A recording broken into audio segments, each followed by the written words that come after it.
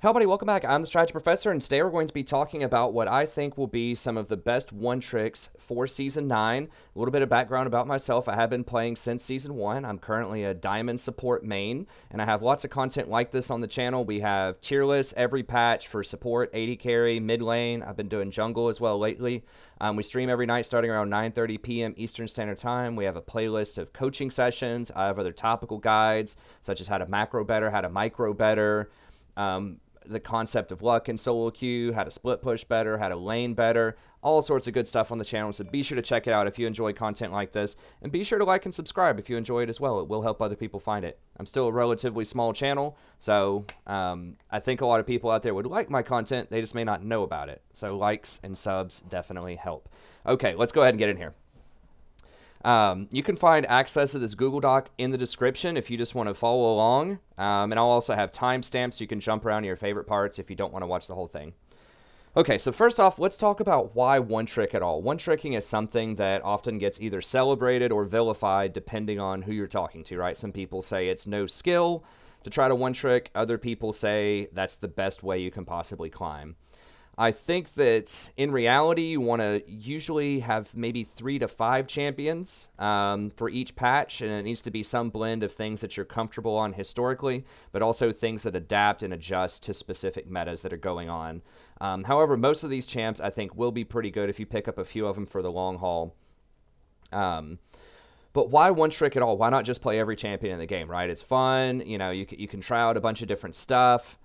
You can learn more about the game as a whole. Well, the issue is it comes down to specialization. Particularly as you move up in rank, you're going to be facing more and more specialists. Think about it like this. You know, if you were really trying to perform well at something, would you want somebody, or you were hiring somebody who was going to perform well at something, let's say, would you want somebody who had, you know, like 20 years experience doing that type of surgery? Or would you want somebody who just kind of dabbled in surgery a little bit and they did some plumbing on the side and then they played some pickup basketball, you know, in their spare time? Maybe they did some artwork, you know, all of this kind of stuff.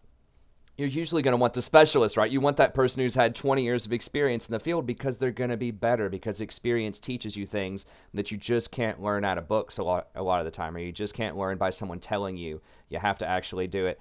It's the same thing in League of Legends, right? You can sit there and read guides all day about, you know, whichever champion you want to play, Lee Sin, Yasuo, Riven, whatever. But, you know, really it's going to come down to playing that champion a lot for a few different reasons. Number one, you're going to have better knowledge of matchups, right? So you're going to understand when can you beat this other champion top. So if you're playing Camille against Darius top lane, you're going to know, okay, I can beat them at level 3, or okay, I can beat them when I have this item and they have that item, or I can beat them in this situation. I can 2v2 them if my jungler comes and their jungler comes. So you're just going to understand the matchup and how to play it a lot better because you're going to be familiar with it because you played it a lot, right? You're also going to have better mechanics. You're going to last hit better. You're going to be used to you know, the animations of your champion.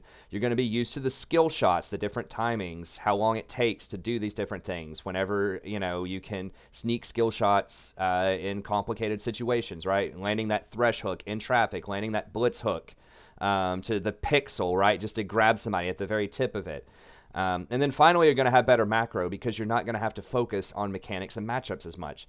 You know, if you don't know a champion and you're playing it for the first time, or even for the 5th or 6th time in lane, you're going to be focused really carefully on making sure you get the last hit, on your spacing, on trying to hit these skill shots, all this other stuff, right? In the laning phase, but you're not going to be paying attention to your minimap as much, right? You're not going to be paying attention to different timings or what you should be doing after you win a team fight because you're going to be so preoccupied with trying to figure out how to play that champion, right? Whereas if you had played that champion hundreds of times, you would already know what you're supposed to do in most situations, and that would free up your mind to pay attention to the dynamic game state and figure out what your macro should be, figure out where you should rotate a lot faster, figure out where the jungler is a lot faster. So that's why one-tricking is good, because the experience is going to lead to overall superior gameplay. I mean, it's pretty simple, right? Like, it's not a difficult concept to understand.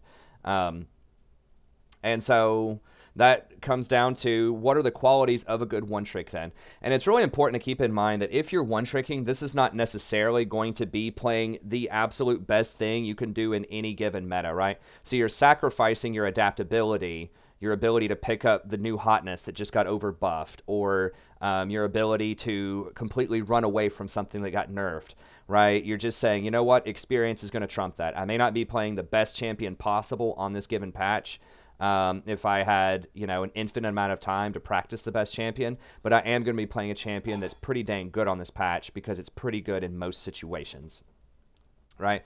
So here are the things that are good qualities of one trick. So once again, this is something that you want to master for the long haul, right? For the entire year of Season 9 onward, not just what's good right now on this patch, which is 8/24 as of this recording, right? So this is the preseason before Season 9.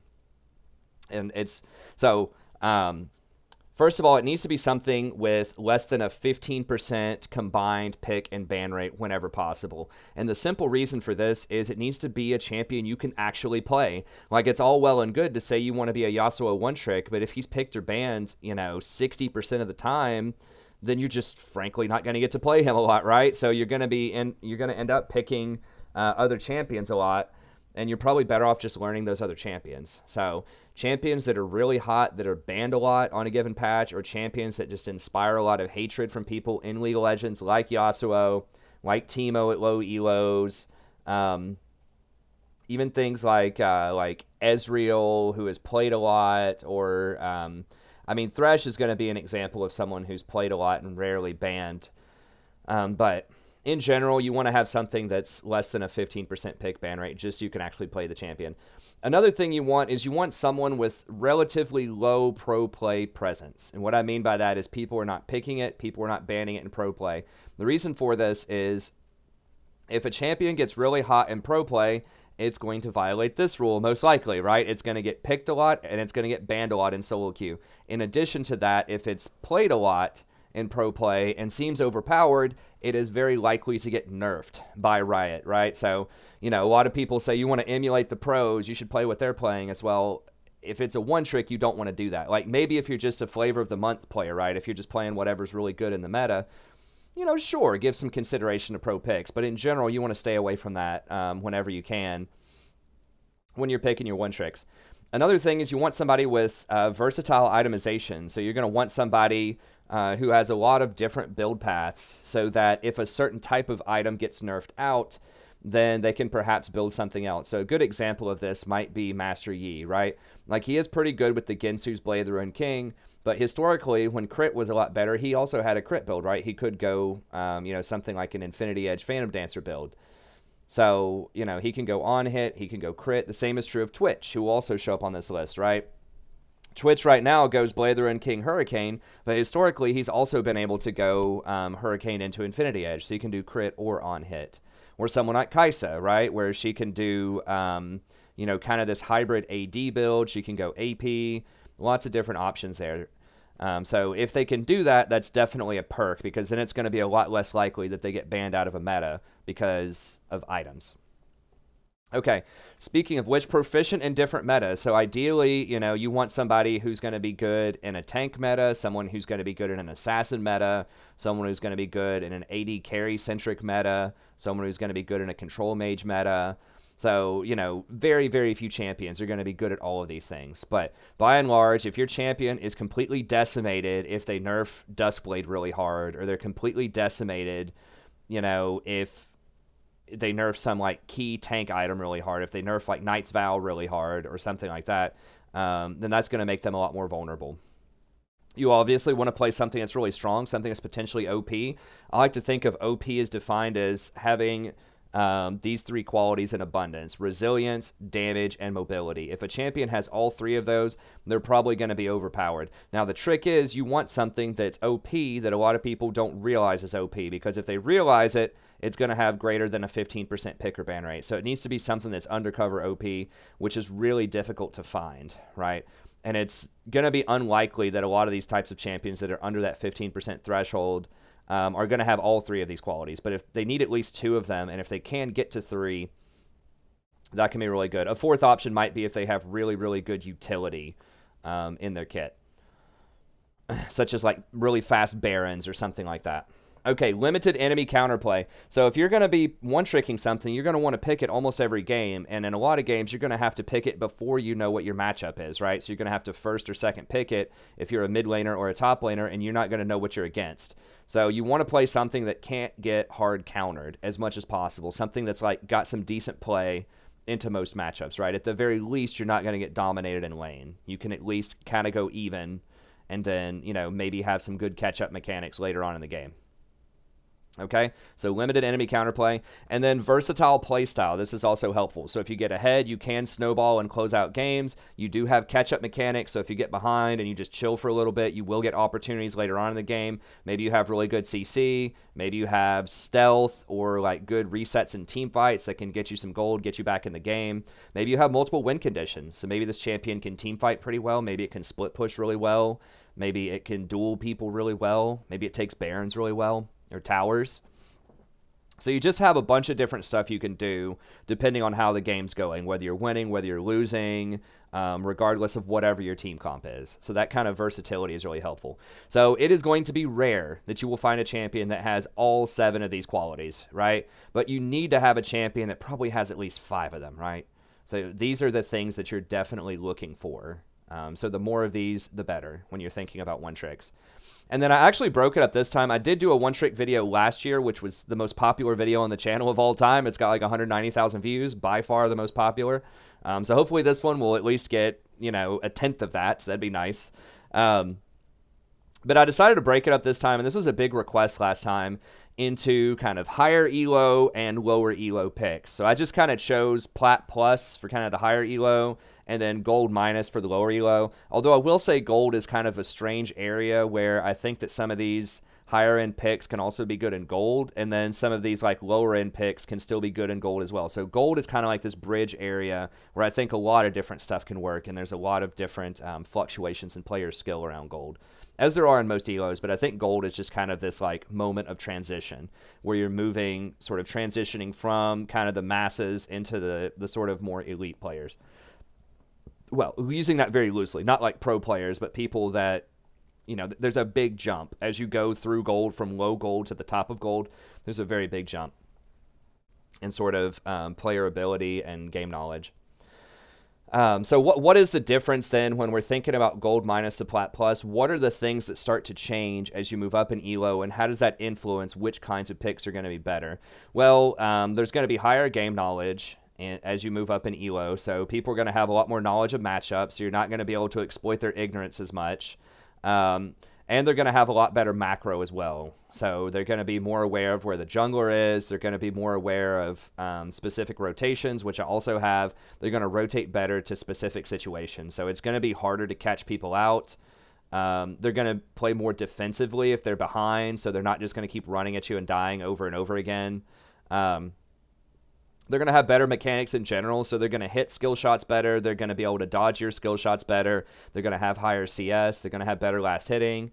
And they're going to have better reaction timing, so they're going to be flashing some of your key abilities. You know, they're going to be doing things like riposting better off of Fiora to block your abilities, or they're going to be jumping skill shots with Camille, for example, when she goes invulnerable for a moment. You know, they're going to have these really like clutch timings. They're going to be able to do that a lot more often. Flaying back, you know, an Alistar that's headbutting, or a Leona that's trying to go in with her E. Those are all going to be much more on the table as you move up. There's also a lower gold economy. So in low games, you know, the final score might be 50-50, whereas, you know, in like a high plat or low diamond game, the final score might be 30-30 or something like that. So that means that champions that require a lot of gold to scale really hard are going to do much better in lower brackets, such as AP supports. And then champions that function really well on a super low gold economy like Braum are going to be much better sort of at the master and challenger level, and even getting into the diamond level.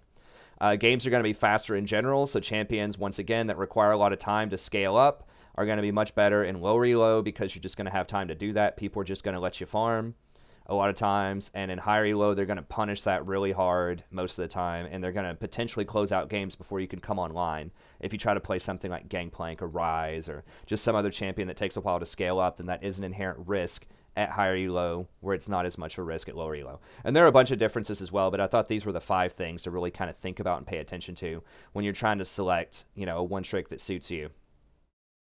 And just by the way, also, you know, a one trick, you're going to be playing a lot of this champion most of the time, right? If you're trying to one trick it. So play something you're interested in, right? I do think that some are better than others in theory for the general population, right? Hopefully, you know, thousands of people are going to watch this video. But at the end of the day, it's a game. It should be fun, and just play something that you enjoy, right? If you're not planning on going pro, just play something you enjoy. Do keep in mind, though, that if you're playing something that is, I guess, perpetually not that great in most elos, then you are going to be hampering yourself. You're not going to be climbing as much. If you're having a lot of fun, maybe that doesn't matter to you, and that's perfectly fine. You know, enjoy the game that you want to enjoy it. But, you know, with one tricking more than anything else, it's important that you play something you enjoy so that you're going to be willing to put the time in and the learning in as well. Another thing that's a good quality of one trick that I didn't mention here that's not necessarily required, but it's helpful, is if it has a really rewarding sort of skill climb, right? So as you play it more, you get a lot better with the champion, which means usually it's difficult, on the difficult side to play is often really nice if you can do that, just because you'll start to feel better and better, and you'll see those rewards in your mechanics and in really fun outplays and things like that. And that's why things like Ezreal, Vayne, Yasuo, Lee Sin, Riven, all of these have been historically really popular one tricks. So that's something to keep in mind. Okay, let's go ahead and get in here. So for top lane, I have Camille, Fiora, Urgot at the Plat Plus. So Camille is a little bit of a risky pick. She does get a lot of pro play. She has been nerfed recently. She may get nerfed again, but she's very, very powerful. She can also be played in the jungle, and that's another sort of thing that I could have mentioned there that would have been helpful, is if the champion can be played in multiple roles, that's helpful as well. So looking at Platinum Plus, looking at Camille, she doesn't have an insane win rate. You know, it's about 50%. She does violate the 15% rule a little bit. You know, she goes to 22, 23% pick ban, but she's just so versatile, right? So she's really good if the tank meta comes back, which I think they're going to push that early next season at the start of Season 9. So she's really good. She has that true damage. She can punish people. She's great with ganks. Because of her ult, you can lock people down. It's almost a guaranteed kill if a gank comes up there. She has lots of outplay potential with her ultimate, with her hook shots. She's very safe from ganks because of her ability to zip around with her hook shots. She rotates really quickly because of that. She split pushes and takes towers really well because of her Q reset, her auto attack reset that also does true damage. Shreds through towers. She's really good at flanking and getting on the back line. She has a pretty versatile build path. You know, really the only thing that she has to get is Trinity Force most of the time. But after that, you know, she can get Asterix. She can get a Titanic Hydra. She can get other types of defensive items if you need those. So she's very, very versatile. They were also toying last year with, like, I forgot what it's called, but like a couple of tank items that they were thinking about bringing back. They're going to bring back Atmas, maybe, and they're going to bring back like Spear of Sojin. Now they have said that they cut these items out. They cut them off the production block. But I would suspect, just because they spent time developing those items, that they will probably bring them back into play after the tanks come back in. This is pure speculation, right? But I think that right now the fighters are so strong they can't have these items. So particularly Irelia, Aatrox, and Jax are just too strong for this item to be in the game right now. But you know, they already spent the time developing this. It is available in some game modes. In Nexus Blitz, it's available. And they also are going to bring back, I think, Atma's Reckoning. So I'm not going to talk about these specific items. But I'm just saying, they had their eye on buffing fighters like Camille. And so I would not be surprised if after they nerf Aatrox enough, after they nerf Irelia enough to where people don't feel like they're too overpowered, that these items could potentially come back into play, and she would be a very good abuser of these items. So she's just really versatile, both in her playstyle. She has good catch-up mechanics. She can pick people off. She can split push.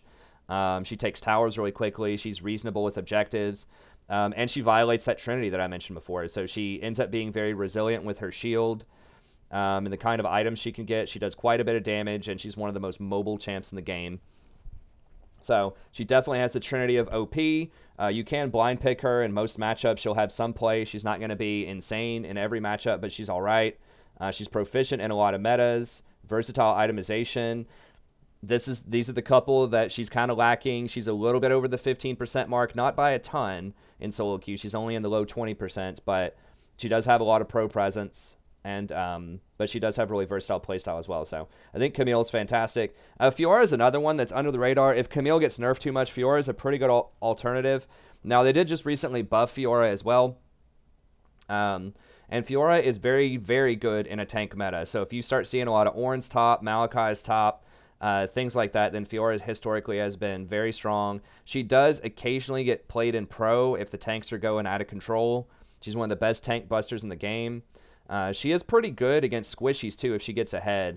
Her problem versus someone like Camille is that she's not as mobile. So, you know, she can get ganked a lot easier, and her ultimate has more counterplay to it, so you can position yourself along walls or, you know, otherwise work your way around so she doesn't trigger all of them. She has very, very limited CC, so she's not as deadly off of ganks, whereas Camille has that stun off of her hookshot, and she has her ult.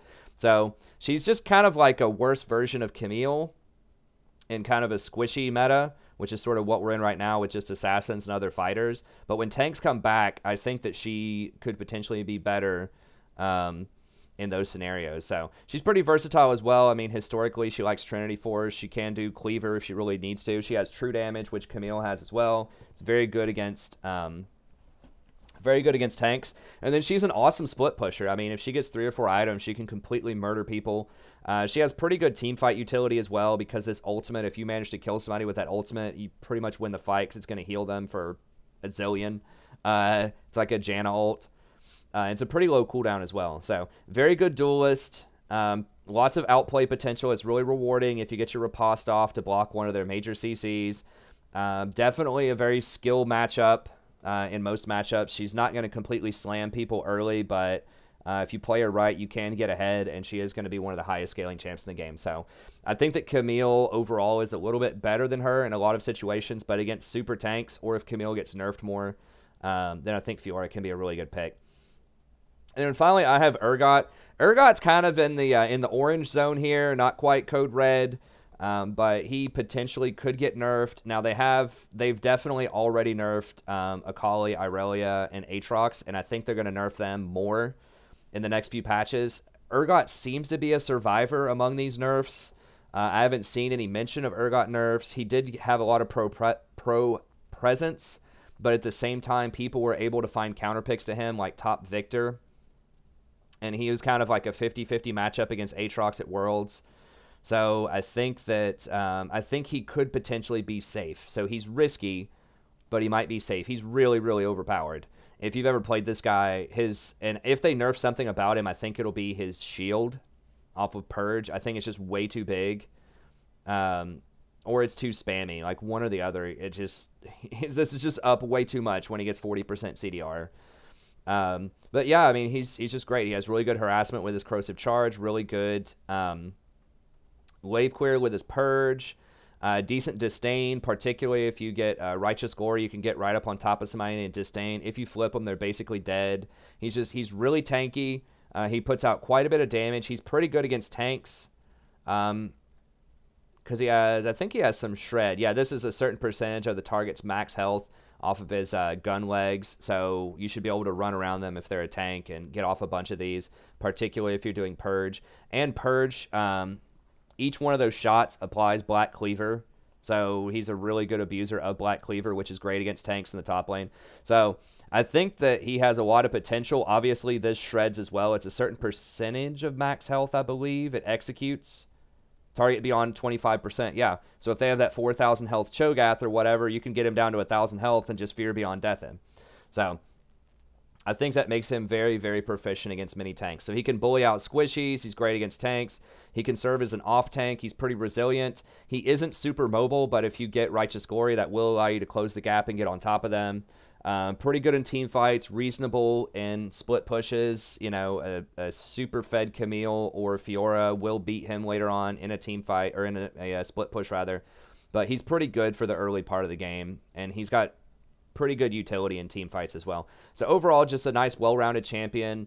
He doesn't use Tiamat, which is about to get nerfed, so that's going to be a benefit of him. Obviously, he doesn't because he's ranged. And if they nerf Irelia and Aatrox, and he could stand to be a really big winner. Now, he does get picked and banned a little bit more, but it's not bad. I mean, he's only sitting at about 20% pick ban rate. So that's pretty good. And people don't like playing him because he's ugly, honestly. He doesn't have good skins. And so that will allow you to kind of sneak under the radar and really play him a lot if you want to. So I think that he's a fantastic choice. For gold and lower, I think Garen is an obvious slam dunk. This champion is stupid. Like, he's even getting played and is pretty effective in Diamond, which should never happen because he's such a low skill cap champ. Yeah, he's just super good, and he's versatile right now. Like, it's just shocking. Like, it shouldn't happen this way, but it does. I mean, he's still, like, even at Plat Plus, he's got 51% win rate. And so he's going to slam people in early or in lower elos. You can't, he has, like, no skill shots, and he'll just walk up and Q you. He's just a better version of Darius right now. You know, it's like Darius, particularly in Bronze, will have, like, Bronze and Silver is just going to have a huge ban rate. Like, people recognize that Darius is OP. So if we look down here, I don't want this video to be too long, so I'll speed it up a little bit. But if you look down here, sort of at the top lane, we look at, like, ban percentage, right? Darius is going to be 50% banned and, you know, 10% pick. So 60% presence, right? Pick ban. And if we scale down to Garen here, who has a 54% win rate, by the way, in Bronze, he's going to be 31% pick ban, which is still a lot, but it's less than Darius, right? So he actually is the #1 most picked top lane champ. People are starting to recognize that he's really good. But still, his pick rate is not so insane that there's no way you can play him. And his ban rate is actually a lot lower because people just don't respect his power. A lot of people are banning Yasuo, you know, they're banning Jax, they're banning Teemo, because those champions are really annoying. But Garen is the one who gets it done. So, yeah, really good with Trinity Q-Max, which is what people are doing right now. If we go over to a tank meta, he could very easily take Black Cleaver if he needs to. Pretty good wave clear with his E. He doesn't rely on Tiamat. Pretty good mobility, too. You know, he can split push and then use his Q to run away. You know, he takes towers really quickly with his Q. He can just completely, like, assassinate squishies. If he's really far ahead and the enemy team has a bunch of squishies, he can get things like Ghost Blade. Back in the day, he would occasionally even get Infinity Edge, which he doesn't anymore because they nerfed the crit damage on it a lot. But, yeah, just super good, very efficient champion. Garen is definitely someone to one-trick. The only thing is he is kind of mindless, so, you know, just ask yourself, do you really want to play 500 games of Garen? I mean, you can. Like, dunking people is cool. You know, you can cool people. You can kill people. He's a cool champ, but let's keep that in mind. Okay, Yorick is resident sleeper, particularly in gold minus. And the reason for this is just nobody knows what the hell he does. So I had to read up on him for this. But he has like a 54% win rate in Bronze. And he's just like way, way off the radar. If you look at win rates here. He's the 4th highest winning champion, 54%. Only picked 2% of the time, banned 1.5% of the time. So just like nobody knows what he does. But he's really strong. He's really versatile. He has a heal in lane. And people will disrespect these little ghouls, right, all the time. So you can summon up these ghouls. They'll go and beat people down. They do a lot of HP. I mean, if you have 3 of these things, even if you only have 100 AD, remember, this is not bonus AD. This is total AD on these ghouls.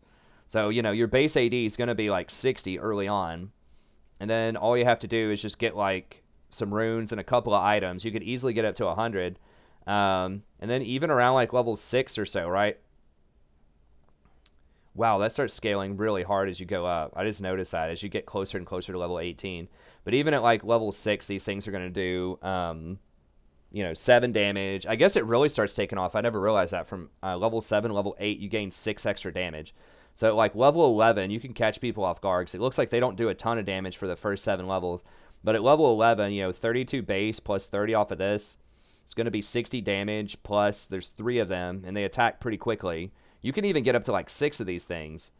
It'll just beat people down. It's kind of like Zyra plants. Like, people just don't really respect how much damage they do. And I'm pretty sure they apply Black Cleaver. He doesn't usually get Cleaver. He gets Trinity most of the time. But if you felt so inclined, or if you were up against a tank, you could go Cleaver. But yeah, he has nice sustain, really good bully potential with the ghouls. This can do like percentage-based damage and get the ghouls to hop on him. your whatever, the maiden is very, very strong. She does pretty good damage all by herself, and then she gives you extra damage where you do a percentage of the target's maximum health. She destroys Baron really quickly. She destroys towers really quickly. So he's mostly just a bully that split pushes and crushes people. So he's kind of like Tryndamere, but I think he just has a little bit more of that surprise factor in there because people don't know what the ghouls do. So very good. People don't know what he does. You can definitely exploit that and take advantage of them in the laning phase. They did change something about his ghouls recently. I don't remember what it was. Maybe they nerfed the base damage. I know that people were up in arms about this because hardly anybody plays Yorick, and all the Yorick mains were crying on the forum about it. So they nerfed something about him, but I don't remember what it was. Okay, 817. Base damage changed to 2 to 99 based on level from 2 to 100 based on level. Okay. Is that what everyone was tripping about? Seriously? I thought it was something weird that they did. It was like some kind of... I don't remember. Anyways, look, he's really strong, particularly for people who don't know what he's doing, who don't know the matchup, they don't have a lot of game knowledge, and they're going to disrespect his damage. So I think he's a pretty good pick. I'm not a master of like which matchups are favorable for him or any of that. I just feel like he can be a very lane oppressive champion that can split push well, he can take objectives well, and he's going to have the element of surprise on a lot of people. And Illaoi for similar reasons. You know, she's just a brawler early. People are going to disrespect those tentacles. They're even in like Diamond, I see this. Illaoi doesn't get picked a lot, but even in Diamond, if there's an Illaoi, you'll just see like 3 people stack up and try to kill her, and then she just ults, and it just like one-shots everybody late game. So you're going to have a lot of people that don't understand what those tentacles do, how much damage they have, and you can just bully people out early. She does benefit pretty heavily from the new Kleptomancy because she can hit the thing twice. So what you do with her is you rip out that soul most of the time with the E, and then you can use your W and hit it a couple of times, and you get those Klepto stacks. That's going to give you potions. It's going to give you extra gold. It's really going to accelerate your build. And so that's something that a lot of people who haven't seen that before may not realize, but you can actually trigger the Klepto off of hitting the Ghost on Illaoi, and that's why it's such an important rune on her. But, yeah, same thing. Bullies people out, has pets, can shred towers really quickly with her either Trinity Force or Black Cleaver, depending on what you want to build. And then just builds pretty much defensive. You know, it's either Trinity or Black Cleaver, Sterix, and then, you know, you just go from there. You can build some extra defensive stuff most of the time. Death's Dance, pretty respectable on her. And that's how a lot of these champions are, right? It's like you get some Sheen item, or some Phage item, I should say. You get a Phage item, you get Sterix, and then you have some options after that. That's how most of these champions are, actually. They get a Phage item, Black Cleaver, Trinity, usually Sterix after that, or some other like defensive item. That's pretty much all 6 of these. Very similar to that. It's a really powerful combination.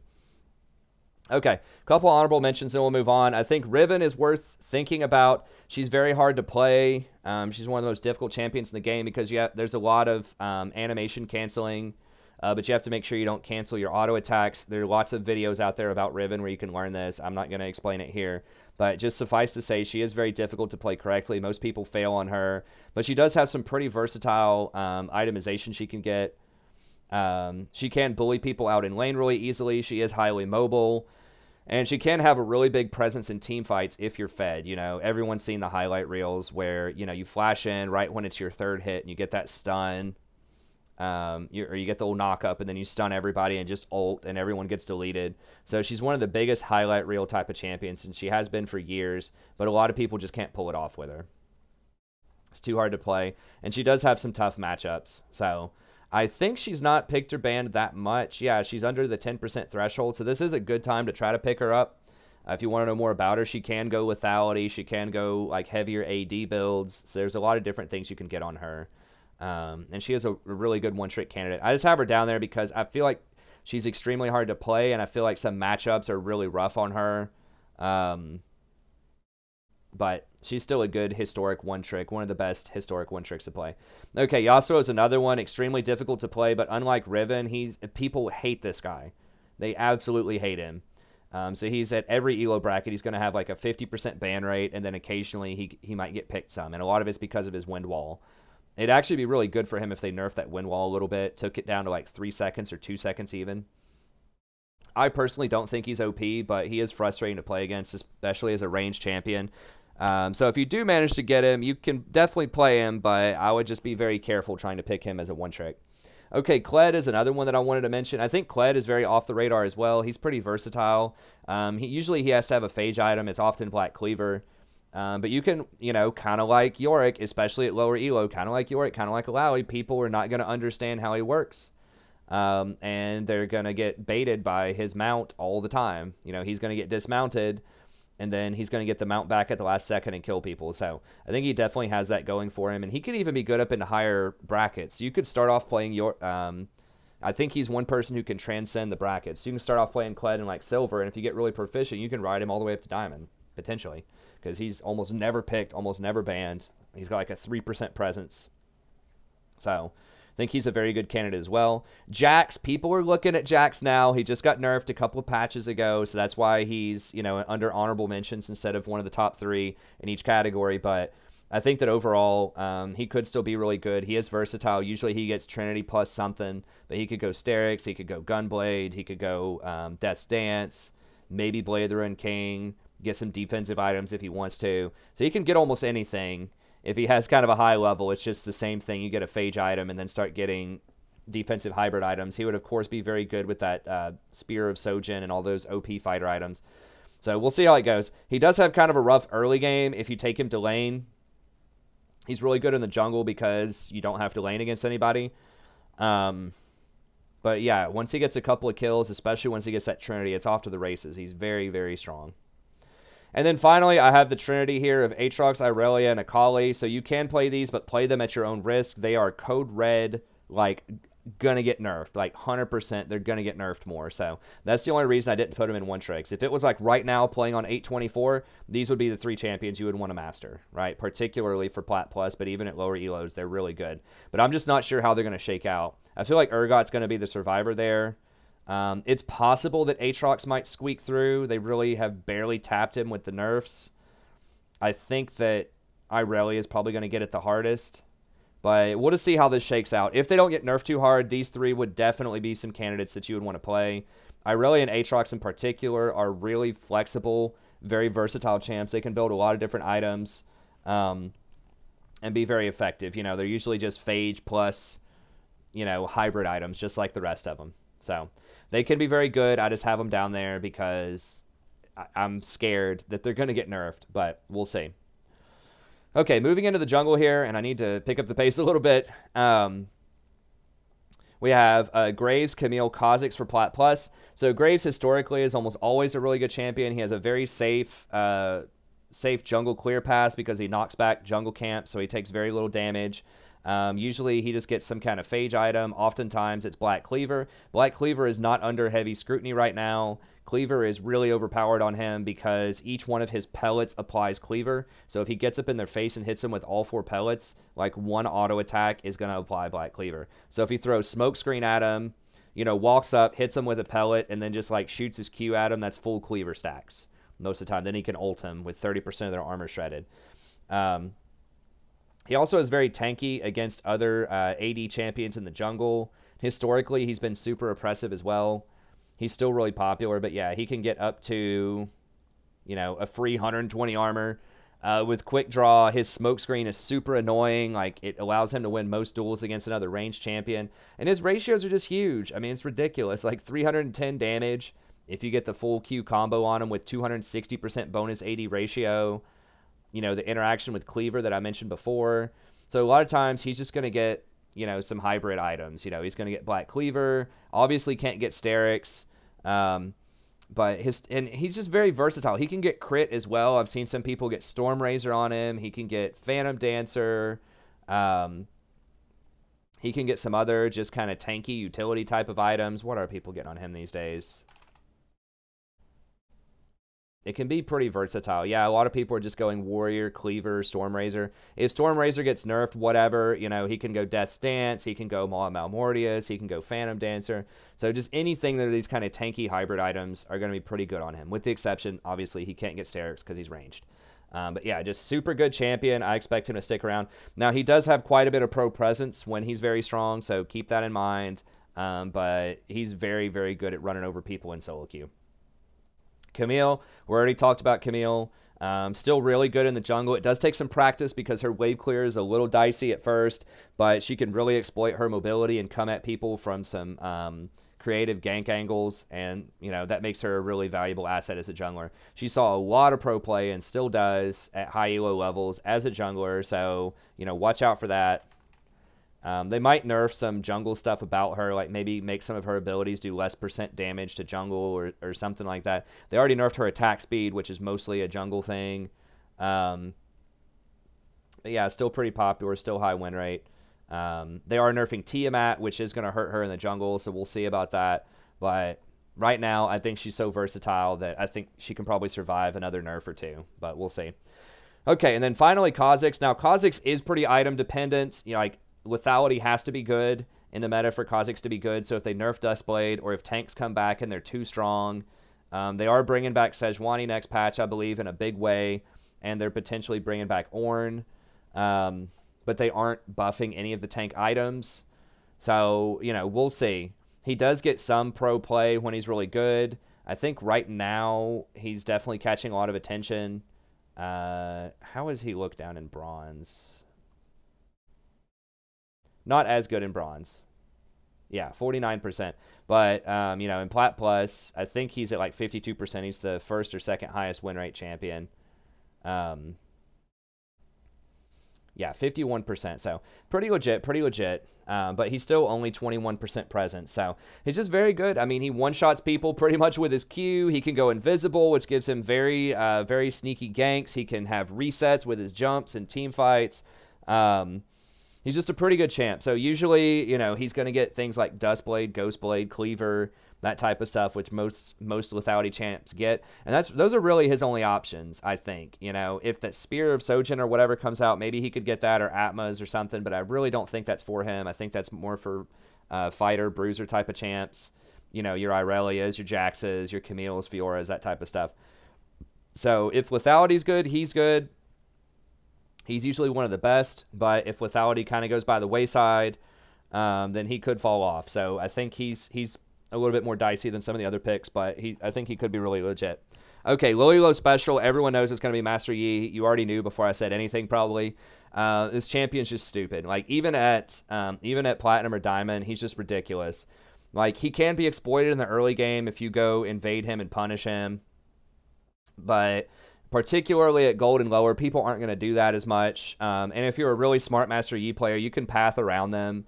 You know, if you know where they're going to start, you can just start, and you know what their jungle path is going to be. You can just avoid them as much as possible. Let me take that off there. Sorry if that was distracting. But yeah, you can path around them. You can avoid them.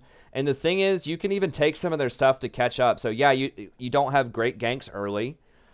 If you have red, you can maybe get a gank off, or if you're going to a lane that has a lot of CC, you can maybe get a gank off. So if you're ganking for like a Jhin Zyra or something, then yeah, that's going to be really good. You can gank, catch up. But he does take dragons really fast early on. He takes towers really fast. He takes barons really fast. And he has a versatile build path, you know, so you're almost always going to get Stormrazor and then Blade of the Ruined King. But you can also get Ginsu's, which I think they've nerfed Ginsu's quite a bit. They're probably going to leave it alone. Blade of the Ruined King doesn't look like they want to nerf it anytime soon. So yeah, once you get those three items, I think you can solo Baron, Blade, Bloodrazor, and Ginsu's. I think you can solo Baron at 20. So just really, really good macro control, excellent power farming, insane scaling as the game goes on. I mean, we've all seen Master Yi in games like that. And, you know, the solution seems so simple. We'll just punish him early. Just go invade him. Just pack a lot of CC and just lock him down. He's easy to kill. It's like, yeah, but that's not going to happen in solo queue. People aren't going to pick a lot of CC. people aren't going to go, make a concerted effort to invade him and shut him down. I mean, maybe. Like at higher elo, yes, that's why he's not on the list for top 3 for Platinum Plus, although I still think he can work in Platinum and low Diamond. But yeah, he's just very, very difficult to deal with. Are there solutions to him in the game? Yes, there are. Are most people going to use those solutions? No, they're not. So I think that makes him very dangerous. And he is versatile, as I talked about earlier. If for some reason they do nerf Gensu's and Blade, or like Critical Strike gets to like a really overpowered state, then he can actually build Critical Strike or, some other iterations. So very good champion. All right, Shaco's another one, and Shaco is someone that's actually pretty good around Platinum as well, and low Diamond. He starts to fall off once you get higher than that. But just super versatile champion, kind of like Kha'Zix. He can gank from funky angles while he's invisible. He has really creative pathing. A ton of different ways he can go, so it's difficult to predict where he's going to be. He can take objectives pretty quickly with his boxes and with his clone. He has pretty versatile itemization, so he likes to go things like Duskblade early on, but historically he can go things like Trinity. If Critical Strike is really strong, he can go Critical Strike. So there are just a bunch of different build paths he can go, and yeah, there are a lot of different just ways that he can be strong. If you use that clone correctly, you can fake people out, you can block a lot of damage if you go invulnerable at the right moment.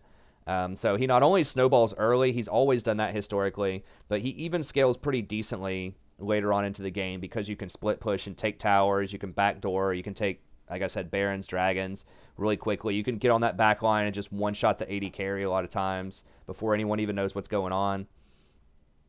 So really powerful champion. And then finally, I think Rengar, and Rengar once again can also be decent at Plat Plus and low Diamond if you specialize in him, if you're really, really good on him. He takes a bit more learning, but like pretty much anything that's invisible is going to be pretty good in solo queue, and the lower the elo bracket, the more powerful it's going to be a lot of times. And so, Rengar, he's kind of weak pre-6. If people want to fight you near a bush and you're ahead, you might be able to beat him. Things like Kha'Zix, Xin Zhao, Graves might be able to beat him up early, particularly if they catch him out in the river near a scuttle and he's not near a bush. But, once he gets to 6, it's off to the races. He can run people down. He can lock people up with his bola. He can even cleanse crowd control. A lot of people forget about that. He can heal himself. So a really good Rengar is gonna be able to rock people. So, yeah, he is kind of dependent on lethality as well. But he has so much excess damage when he gets ahead that I think he can get away with if lethality gets nerfed a little bit, which I'm not entirely sure that's correct, but he has really, really great backline access too. He's almost always going to jump and kill somebody in the backline. And so he does see pro play when he's on the strong side. He hasn't seen it recently, though. And he did get some nerfs, I think, to his savagery at some point, but yeah, he's still very, very good. I think, yeah, it cleanses you if you do the Empowered Battle Roar. So he can even get rid of CC. So one of the most annoying things, and they did just buff Edge of Night, is if he gets Edge of Night and then rolls up with that on, jumps on the back line, kills him, you try to CC him. Edge of Night blocks one of them, you try to CC him again, and then he does his Empowered Roar and cleanses another one. It's really, really frustrating. So he is on the tricky side to play because you have to manage his combo system correctly. But he has such great access to the back line, it's almost impossible to keep him off the back line unless you're a really, really good Thresh or something and you spot him coming and you're able to flay really quickly. Other than that, your AD carry is getting deleted most of the time. And, he's probably going to be able to get out, potentially. Even if he doesn't get out a lot of the time, you're going to have to spend a lot of resources to kill him, and the rest of your team's probably going to be able to run him down. So I think Rengar is another strong one. Now, they are nerfing Tiamat, which is really popular on him right now, but I think he'll probably be okay. Okay, honorable mentions.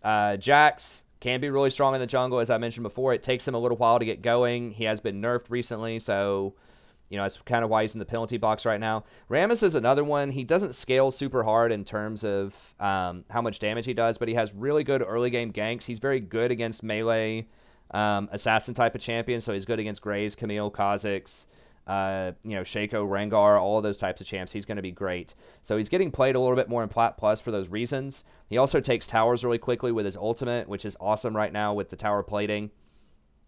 So he's coming back. People are realizing he's a pretty versatile pick. That taunt is great. He has awesome ganks. He has tower pressure.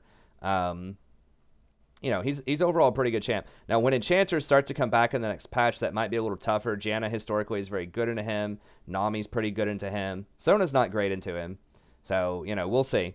But Rammus is someone to potentially consider.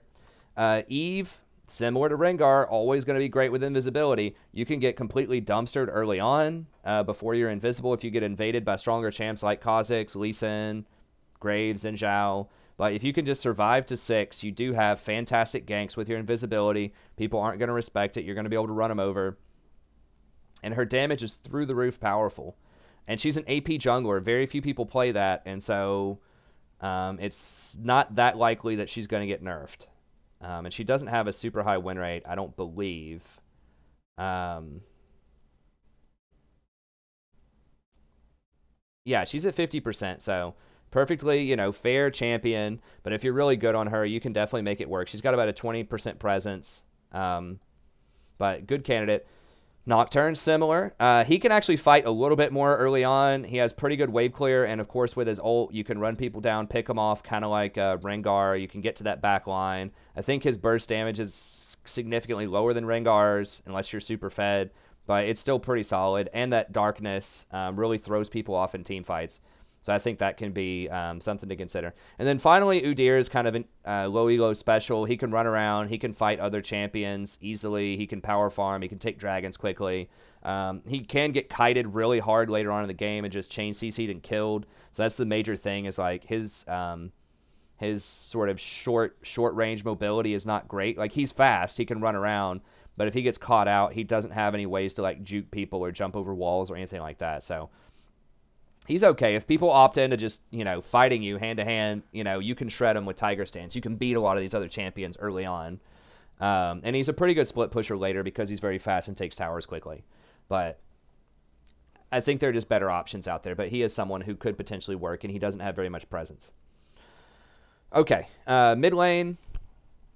Plat plus, I think Zoe's coming back in a big way. Now, Zoe is dangerous because if she's very good, there's a high chance she's going to be picked at pro play because there's not a lot of counterplay to her. She doesn't get punished that hard for missing bubbles or missing Qs. She just gets to keep spamming them later in the game, and if she hits somebody, they're pretty much going to die. If you can get a hold of her, though, like, she's not great against assassins, which is why we haven't seen her a lot lately. If you can jump on her and get on her without her bubbling you, then she can be pretty good. Or, like, you can kill her, I mean to say. But, you know, if you don't have that mobility, if you're playing a mid-range champion like a Cassiopeia or a Syndra or an Orianna or something like that, then she can blow those champions up for sure. So if assassins start to fall off, you might see her coming back into the meta. She is not as amazing against tanks because they can block her shots, which is part of why she's pretty good right now, is because no one can step in front of her Q because everyone's squishy. Everyone's going to die to it. So she obviously did get nerfed pretty hard last year. And she does have a huge annoying factor to her. People hate playing her. But I think she's sneaking in under the radar right now. She has only about 50% win rate, 49%.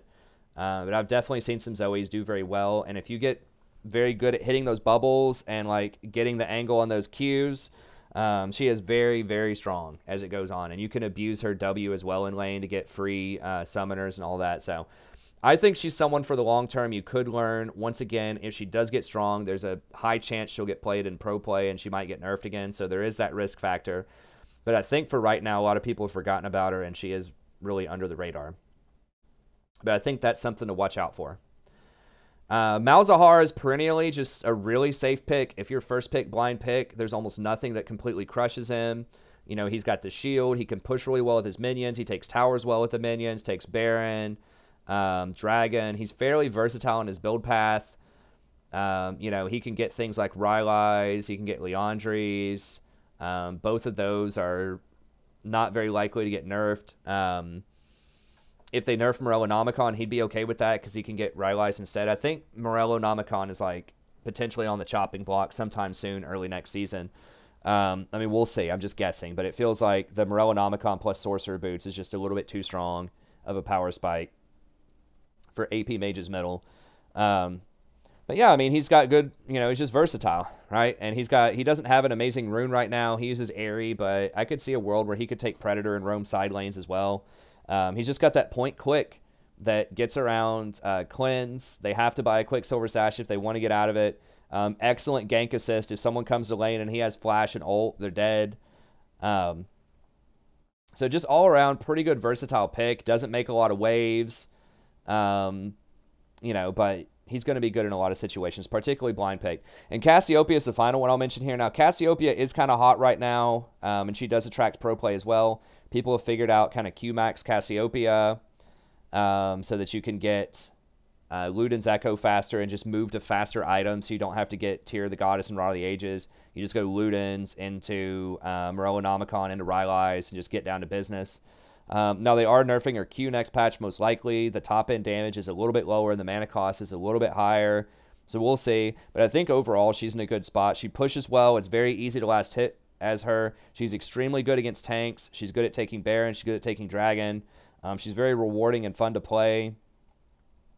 So I think overall, she is definitely someone to keep an eye on, even though she has a 53% win rate, only about 20% presence. I think she's going to be strong. So we'll see after the nerfs. She does get abused in pro play when she is good. She is good against other mid-range mages, your Syndras, your Orianas, things like that. And she can bully out melee champs. So we'll see. But I think that she is a pretty good thing to invest in over time. And then for gold minus, I think Ahri's great. Just almost always has, like a 52+% win rate. Just very safe. She's not the best at anything, but she's pretty good at everything, right? And so, she's got good mobility with her ultimate. She can roam side lanes. She can dodge skill shots. She can be aggressive and move forward to hit her charm.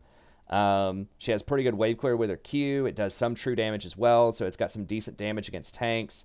Her Foxfire does pretty good melee damage against people. And, of course, she has that pick potential with charm. So in the mid-game, if you're trying to siege a tower and you manage to get a charm on one of the defenders, you're probably going to kill him. So, overall, not the most eye-popping damage out there, but if she gets ahead, her full combo can do quite a lot. And once again, she's got that kind of versatility. Now, she is going to be weak in a meta that has things like Lissandra and Malzahar because they can lock her down so she can't move around, which both those champions are okay popular right now. Not super popular, obviously. Malzahar is only 4%. Lissandra's only 6%. But overall, she's going to be pretty solid. Karthus, I think, is very good, particularly with the Ultimate Hunter Presence of Mind build. They just did nerf Dark Harvest last patch, so that's not as good on him anymore, but he's still going to be really solid. Games are going to drag on for a while. He's got really good farming in the laning phase. And if you want somebody who's going to get to 4 or 5 items and be a beast, Karthus is going to be your man. So you can power farm your lane really well. If your jungler is just not keeping up with the jungle, which happens a lot in gold minus, you can just go farm the jungle for him. Let's go grab those raptors, grab those wolves. If you get map advantage, you can go start taking the enemy jungle. He's just a super power farm champion that scales really well. And, the press R, even if you get caught in the end of the game, you're still going to have a lot of impact just by pressing R and knocking off half of everyone's health. So he does get a bit weaker in a tank meta, but he's still pretty good. I mean, he can throw down high sustained damage on Barons, Dragons, and tanks if he's left alone with his Q. But obviously the ult is not going to kill a Sejuani as fast as it's going to kill a Zyra or whatever. Okay, and then Kassadin's the final one. Kassadin has a really weak early game. He doesn't have much wave clear. He requires scaling items, usually at least tier. He often goes tier of the goddess plus Rod of the Ages. So it takes him a long time to come online, but he can sustain through lane with the correct runes right now. And he is very good against a lot of these other mages, right? So he's going to be pretty good against Ahri, Syndra, Taliyah, just a lot of these other champs because he gets that magic shield every time he presses his Q. And he gets pretty tanky with the rod once all that health stacks up, and then he'll have the shield with archangels. And he's very mobile and does a lot of damage. So he's super, super good if it goes to late game. It's just you have to get there first. But if you can, then he can be a pretty good pick. Okay, honorable mentions. Twisted Fate, I think, is going to be still pretty strong. He's a solo queue special. He's an Apto favorite, right? One of the best solo queue people of all time. He has great wave clear with his cards. He has a point click, up to 2 second stun with his gold card. He takes towers quickly. Just the items aren't amazing for him right now. You know, a lot of people traditionally rush Rod of the Ages on him. I guess you could just rush Ludens to have a faster power spike. You know, you could go Ludens plus gold card. He doesn't have a great rune right now. I do think that something like Unsealed Spellbook could be pretty good on him. But I just never really see him these days. He can rotate really well, obviously, and influence side lanes. So this could be a case if he's just flying under the radar really hard. But I think that if you're proficient on him, then he could be good at, you know, almost any ELO bracket right now. He's at about a 49%.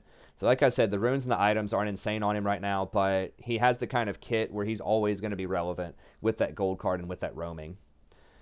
Talia is another one who has been kind of up and down a lot. I recommended Talia and Twisted Fate as my one tricks from last year, and I still think they're worth considering, just they're not as powerful as they were. Now, Talia has had numerous direct nerfs to her, but she's still holding on to like a 52% win rate here in the mid lane, not just the jungle. She is popular in the jungle as well. They did just nerf her jungle pathing pretty hard, but, you know, similar story to TF, like a really good like point click. I mean, I guess it's not point click. You have to knock them back with your W, but that's pretty handy. Has pretty good wave clear and good rotation. So rotations plus wave clear plus pretty high scaling equals good champ. So I think that Talia's potentially going to be pretty good. Xerath is insane if you're insane on Xerath. So if you play this guy a lot and you hit, you know, 70% of your skill shots, he can completely take over. His range is just so obnoxious. He has great wave clear, great poke. He basically has great roaming because his ult has such long range if you can hit people with it. So I think that he potentially can be very, very good if you learn him, if you get really good on him. There's not too much counterplay to him. Aurelion Sol is kind of similar to Talia and Twisted Fate. I think he's a slightly weaker version, but he can still be pretty good of just the push and roam style. He has pretty good peel with his ult, pretty good sustained damage in team fights with his Celestial presence.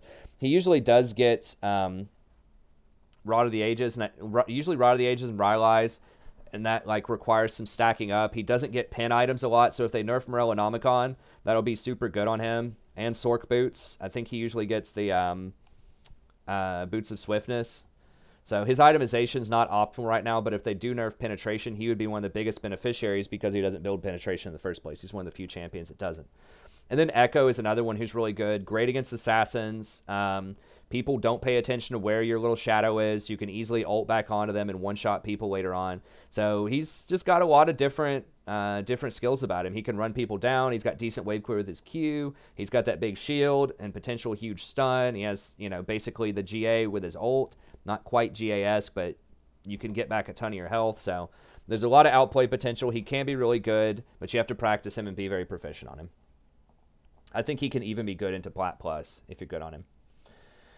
Okay, bot lane. I will say right off the bat, and we're almost done here. I don't want this to be too long. But bot lane is one of the worst lanes to try to one-trick, and the reason is there just aren't a lot of great champions in bot lane most of the time. And this is like any meta, not just like the meta right now where AD carry hasn't been great for about 6 months.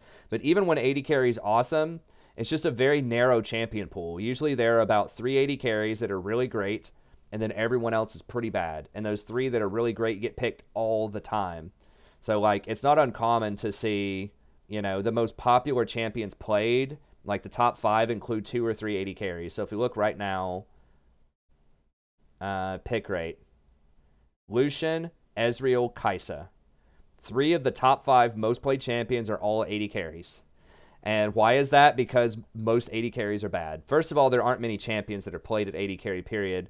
Then second of all, you know, there are just some that are much more highly prized than other champions. And even if we drop down to the top 7, we get a 4th person. So it's 4 out of the top 7, 3 out of the top 5. Most popular picks are all going to be AD carries.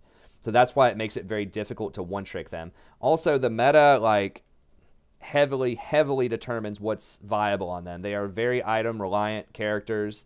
A lot of them have, like, some of them have okay kits, but at the end of the day, a lot of it's just going to depend. Is lethality good, or is on-hit good, or is critical strike good? And that is going to determine a lot of their builds. So many of them are not versatile in their builds. They have to build certain items.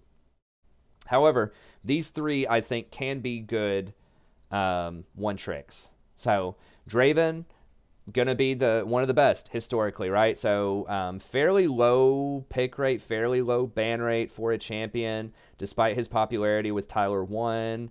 But he just has a ton of laning power. He can completely blow people up. That's not bad considering how strong he is, like 22% presence. His Q hits like a truck early on. He's pretty versatile on his runes. He goes Conqueror right now, but, he could even go something like, Lethality wouldn't be amazing on him, but there are different runes that he could get. He does get Conqueror, though, for the moment, but if that ever gets nerfed, he can get other stuff as well, no problem. He can go Critical Strike early if they ever bring that back. He can go Storm Razor right now early. He can go Bloodthirster. They've talked about buffing Bloodthirster. It's a great item on him because his Q also applies Lifesteal. He can go Death's Dance historically. So there's just a ton of different kinds of items he can get. I've even seen some metas where he goes like a Ghostblade early. That's rare, but he could go Ghostblade or some other lethality item if they decide to buff lethality a lot because he does such high base damage. So really high damage early on, a surprising amount of utility because that stand aside really like messes with a lot of champions. Not only does it peel for him, but it displaces people. So if like Zac is really popular in the meta, you can knock him out of the air. If Alistar is trying to run at you, or Leona, or whatever, you can knock him out of the air. Not only just for you, but you can peel them off of other people if you get really good with that stand aside. He has pretty high movement speed, right? Once he starts using that Blood Rush, he can assassinate people, from afar, or just blow people up when they're in his face with his ultimate. And of course, he snowballs harder than any other AD carry because he gets huge stacks of extra gold whenever he gets killed. So you're super rewarded for playing aggressive. Also, those axes allow you to last hit champions really well. Last hit champions, but also last hit minions really well. So I think he's very, very good. Now, when you get up to like super high elo, it can be a little bit more of a problem because they know where those axes are going to land. And they're going to be more likely to hit you with skill shots, but I think in Platinum and Low Diamond, he's still going to be good. If you can get super proficient at him at lower elos as well, he can be great. So he is a little bit on the dangerous side. He is susceptible to ganks. You're just going to have to sidestep skill shots because he doesn't have any dashes to evade them. But overall, very strong champion, versatile build path. Twitch is another one who almost always goes under the radar. I think he's got like Urgot syndrome here in the sense that people just don't like to play him because he's ugly. I think they're just a bunch of haters. He's extremely good. I talk about Twitch every time I make an AD carry patch. Invisible is overpowered in solo queue because people just don't respect it. Nobody buys control wards. Nobody backs up if Twitch is off the map. And so that means he's always in the game. If he's ahead, he could just roll up and, completely murder people. But even if he's behind, he can pick off weak people, right? Especially if your support's giving you good vision on the map. You can zip around and find someone who's exposed and pick them off and get back in. So even if you go 0-5 in lane, you get that Blatherin King, you can still sneak up and kill that support a couple of times, right? Or you can sneak up and kill their enemy top laner who died, 5 times in the laning phase also. So I think that makes him really good. He's a great team fighter with his ultimate. He's a great assassin with his invisibility. He gets resets on his invisibility, so he gets to rotate and reposition, so it's very hard to get a hold of him. He's really slippery, does high burst damage, high sustained damage, has a very versatile build path. Right now he really likes getting Blatherin King plus Hurricane, but as I said earlier, historically he can go Hurricane or Infinity Edge. It would be rare for him to go something like Ghostblade, and he probably would not go Gensu's. But if those things are overpowered, maybe. I don't know. His base kit is so strong.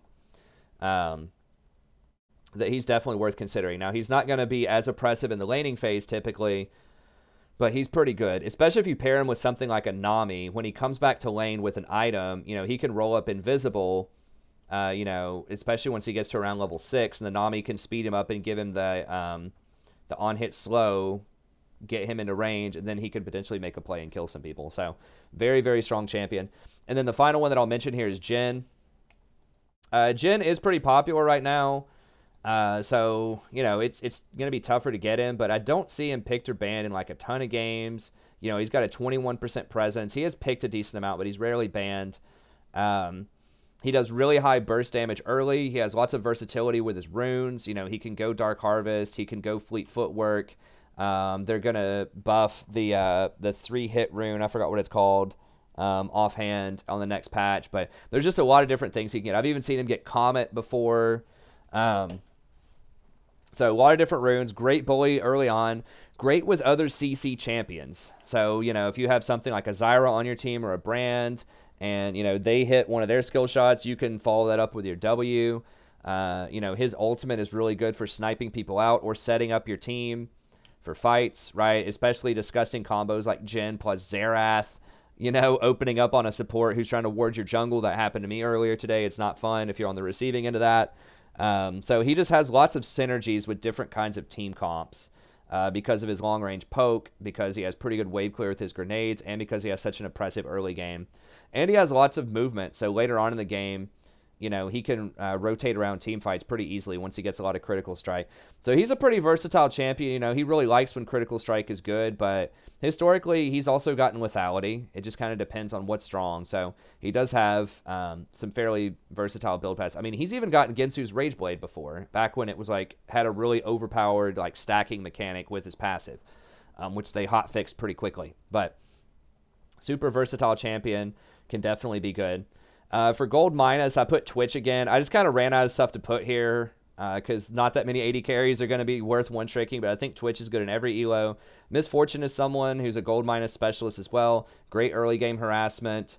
Really good team fight ultimate. So when everyone's just grouping up as 5 and you're really fed, you can just delete everybody. You can be very oppressive and get ahead early. Your mechanics and positioning don't have to be all that great. You just have to hang out in the back and press R and people die. And then finally, Karthus.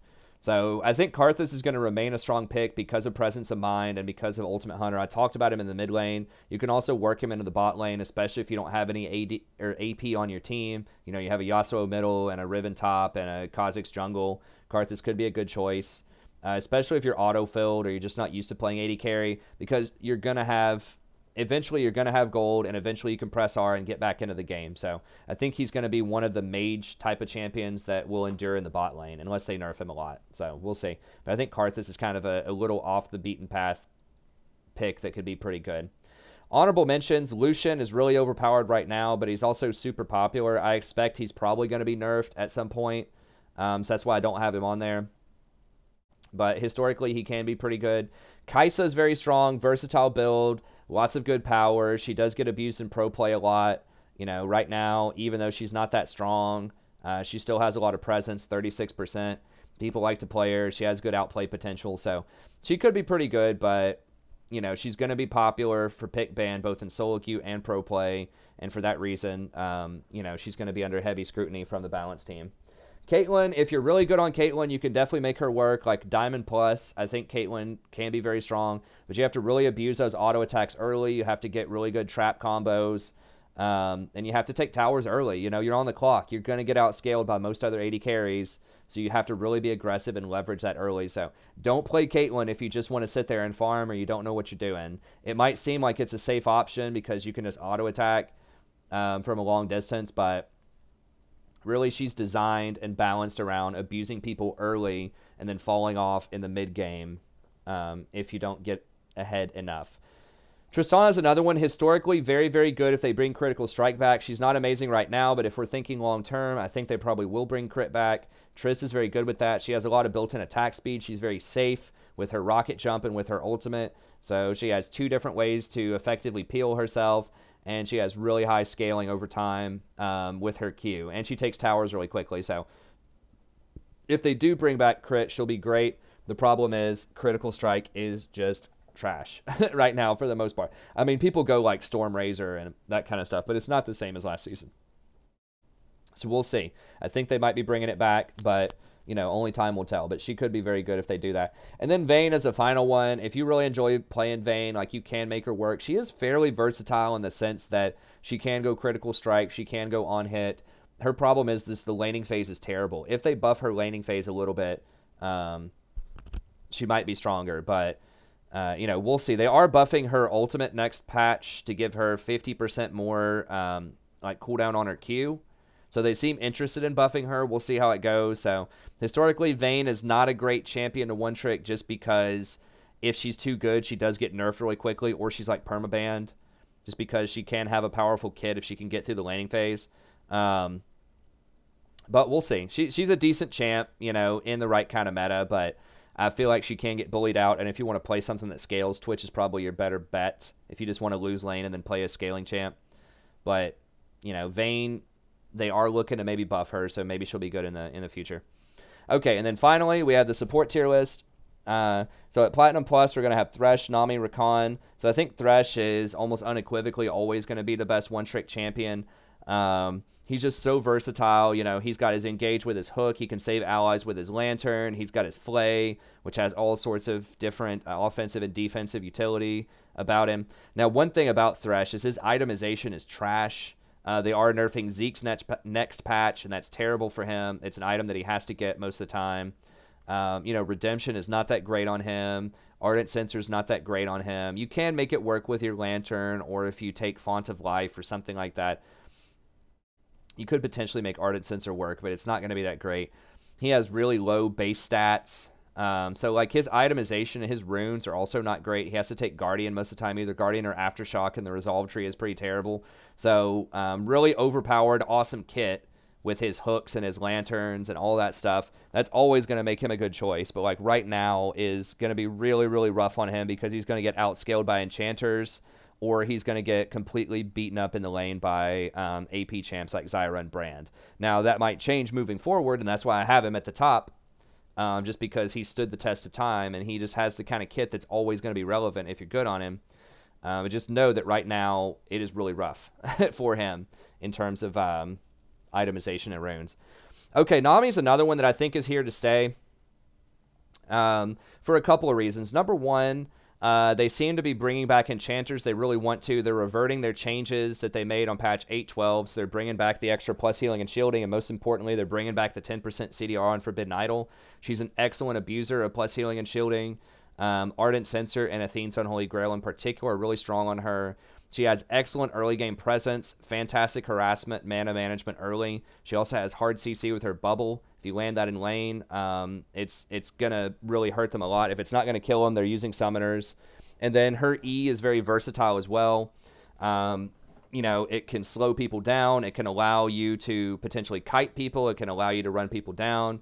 And her passive just speeds people up, right? Which once again can be offensive or defensive. So she's just a really good versatile support, right? So she can heal people if you fall behind in the lane or you're in a bad lane. You know, you can heal through it with your wave. You can be very aggressive if you want to. You can, you know, help your team run other people down with your E and the slow and the speed up, and also your wave, which doubles the speed up. And if it hits enemies, it slows them by a boatload. And she's just a lot safer than other enchanters because she can play so far back. She can put that E on people from like 900 range away. She can use her W from 725 away, and then it can bounce an additional 725. The bubble can hit multiple targets. I've seen double bubbles, triple bubbles. It's not just single target CC. It can be multiple target CC. So really good early game. Really good versatility in different game states.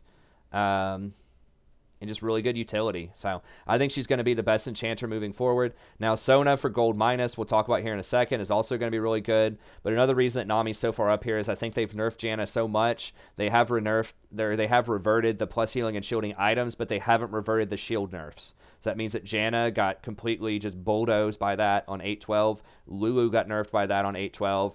But Nami doesn't have any shields, so she was able to get through it. Nami's also a great abuser of Ahri, which doesn't look like it's going to get nerfed anytime soon, at least the shield version of it.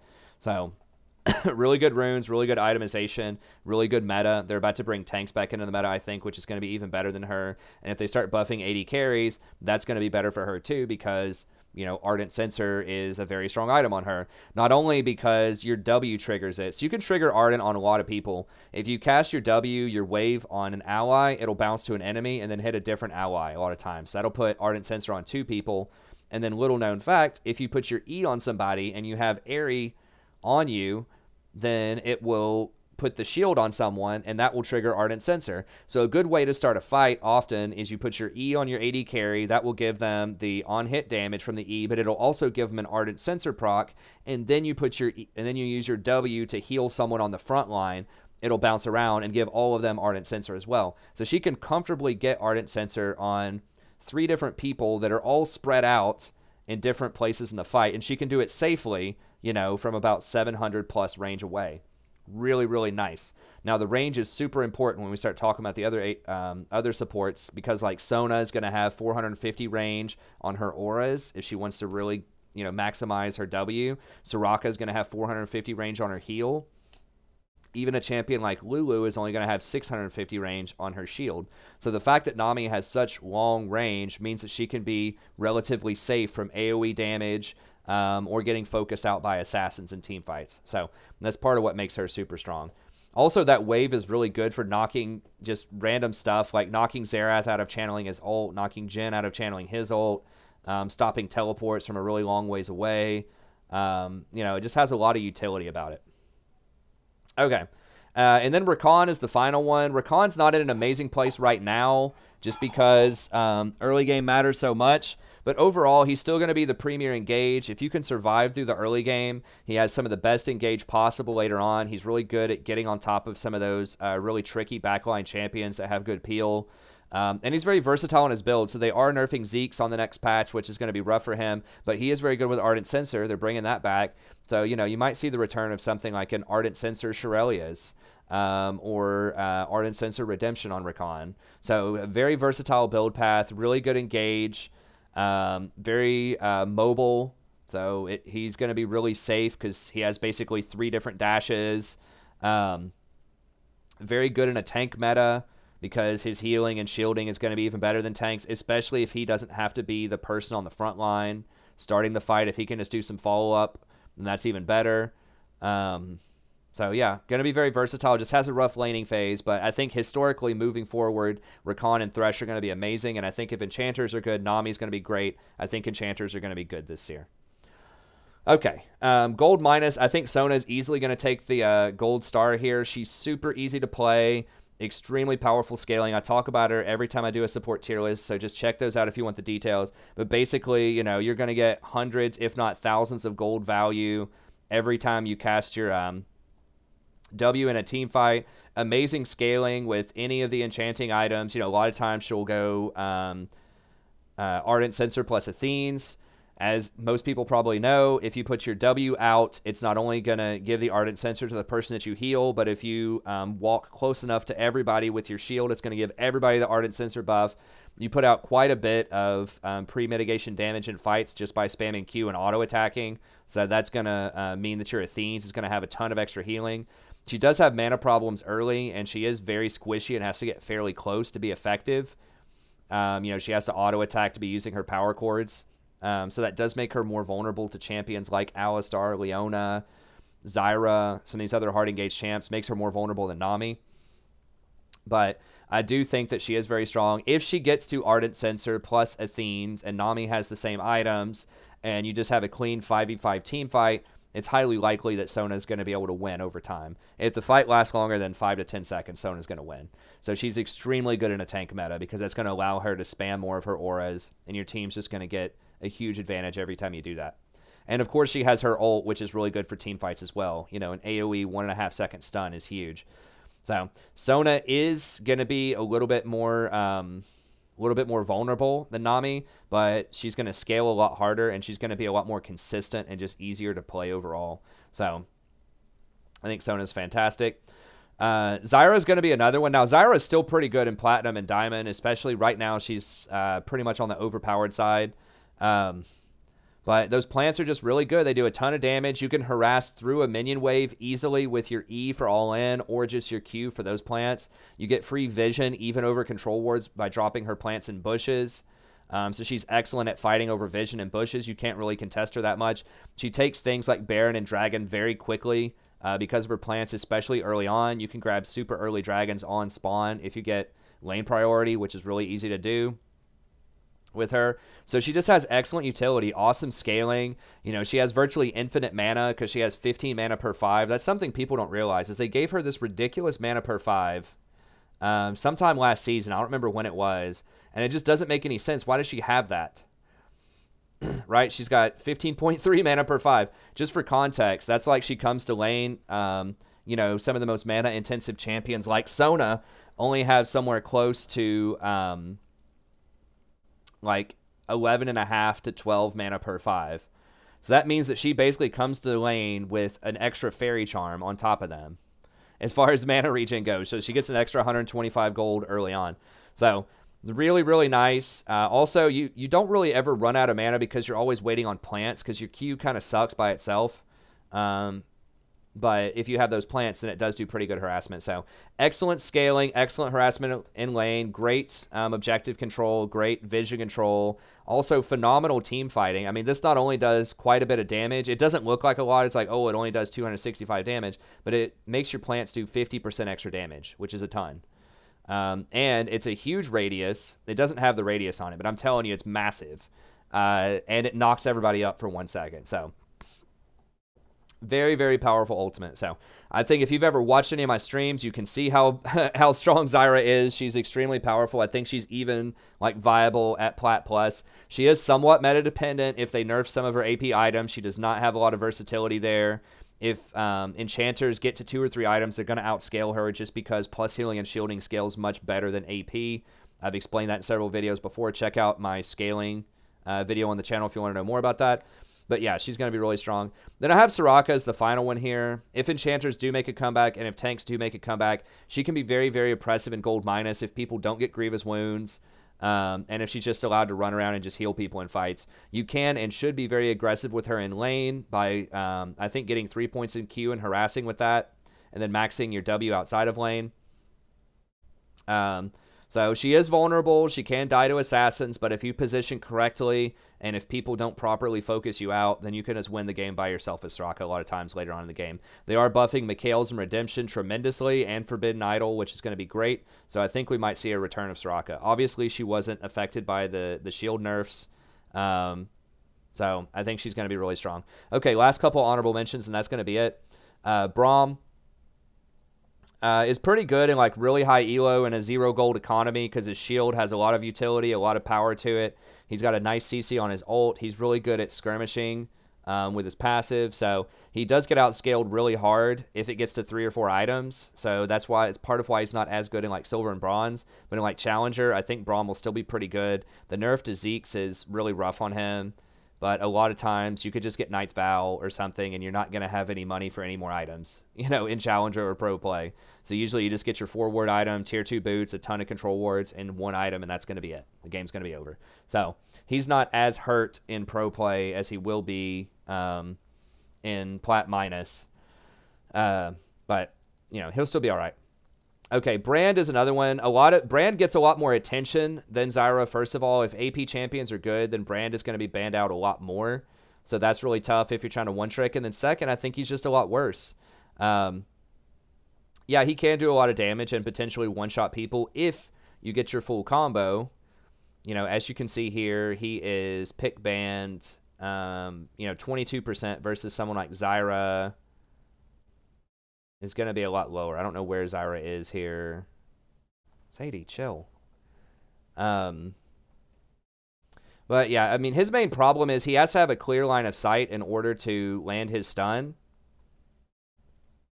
Whereas Zyra can do it through a minion wave. So Zyra is just more perpetually a threat than Brand is. Oh, I'm looking under mids. That's why. There we go. Okay, so he's 30% pick ban. Zyra's only 13% pick ban, and they have dead even win rate. But, you know, he's going to be better if you're poking under tower. You're going for the all-in blow-up under tower. But Zyra's plants, if they're allowed to stay up, are going to do more consistent damage. She has better vision control, and she has better control over dragons and Baron than he does. Zyra is also pretty good at taking towers as well because she has long range, 575. And if it's an open tower and you have some extra plants, like they just backed or you killed them, you can drop plants under that tower and they'll soak tower shots. It doesn't sound like a big deal, but being able to drop a couple of plants, soak a couple of tower shots can keep your minions up for even longer and do a lot of extra damage to the towers. So it's something that's like a really underappreciated nuance of Zyra, but it can be very strong. So Brand's good. I just think Zyra's better. Blitzcrank, very good, particularly in low elos, also banned all the time. So, you know, if you want a one-trick blitz, I would highly recommend that you try Thresh or something like that. Thresh is also picked a lot in every elo. If Thresh is picked, you could try to learn Nautilus as just sort of a backup hook champion. But yeah, Blitz is good. He's just going to be picked or banned always, particularly in lower elo. Zillion is a champion that can be really good. It's just like he gets dumpstered by other enchanters, I feel like, because he doesn't have a heal in his kit. Yeah, it's nice to be able to revive people and to drop some bombs on people and speed them up, but that makes him a pretty nice commodity when you're against assassins. But if we transition into more of an enchanter tank meta, he's going to fall off pretty hard, I think. So he's all right. I think there are probably better choices. And then Janna historically has been an amazing one trick. I just think it was a really rough like year and a half for Janna. She got nerfed a ton, particularly the shield nerf was really hard on her. They are reverting some of the plus healing and shielding changes, but nevertheless, you know, the fact that her shield starts decaying after like 1 second and the fact that it's on an 18-second cooldown early on is insane, because that means you have to max this if you want to have like any sort of shield in the game, right? And, you know, in the lane phase, like, you have to have some kind of harassment also. So that means you want to be getting, like, 3 points of W so you can harass in the laning phase, but that's going to delay your shield. So if you get 3 points of W in the laning phase and you're fighting over Dragon at level 7, you're going to have an 18-second cooldown shield that's going to shield for, like, 80 or something, you know? It's just going to be terrible. So, like, her, they've really forced her in a tough situation where you have to, like, I feel like you have to max your shield now, which means you're not going to do anything in the laning phase. But you're going to have like a decent shield late game. So she is still going to be the queen of peel, you know, if you max your shield first and get to level 9, but it's just going to be a real bumpy ride to get there. So if you're against a tank, you know, if you're against like a Braum or a Tom or something like that, maybe you could go Janna and just try to scale, but it's a lot tougher now than it used to be. I think she still does have a fairly respectable win rate. Yeah, she's got a 51.6, so not bad. It's actually about the same as Nami. I just feel like you're not going to be able to get as much of an advantage in the early game, and that her scaling in the late game is still pretty good, but I don't know. I just feel like you're just giving up way too much in the early game. So she can be very good, particularly if tanks come back and if critical strike 80 carries come back, like your Tristanas, that type of stuff. But I just think you're going to get completely walloped early on by Sona or Nami or Zyra. There's just a lot of really bad matchups for her. And I think that Nami has just supplanted her. Nami has amazing peel as well. Not quite as good as Janna's ult, but like her wave's pretty damn good. And she's just a lot more proactive. You know, she's got her bubble to start fights. She has a lot of range, a lot of ability to control fights with her movement and her slows. So she's not going to scale quite as hard as Janna does, just because the AP ratio on her ult is really crazy. And the fact that her shield also gives AD at a pretty good rate as well on Janna's shield is really nice, but I think Nami's just going to be more well-rounded.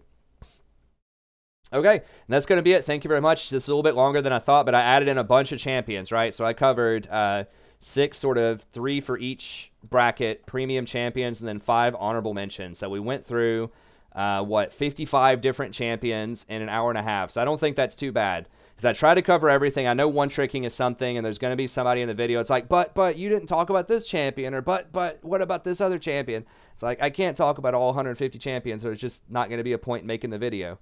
Like, I'm trying to make suggestions based on what I think is optimal, but I also don't have a crystal ball. It could change. You know, maybe they make Gangplank's ultimate do triple the damage or something, right? Or maybe Volibear all of a sudden, you know, gets a 2-second cooldown on his charge or something like that. I mean, who knows what they're going to do in the future, right? This is just based on what I have seen right now and historically over time, what I think is going to do pretty well for the reasons I described. So hopefully you enjoyed it. You know, even if you disagree, hopefully it still gives you some food for thought, something to think about.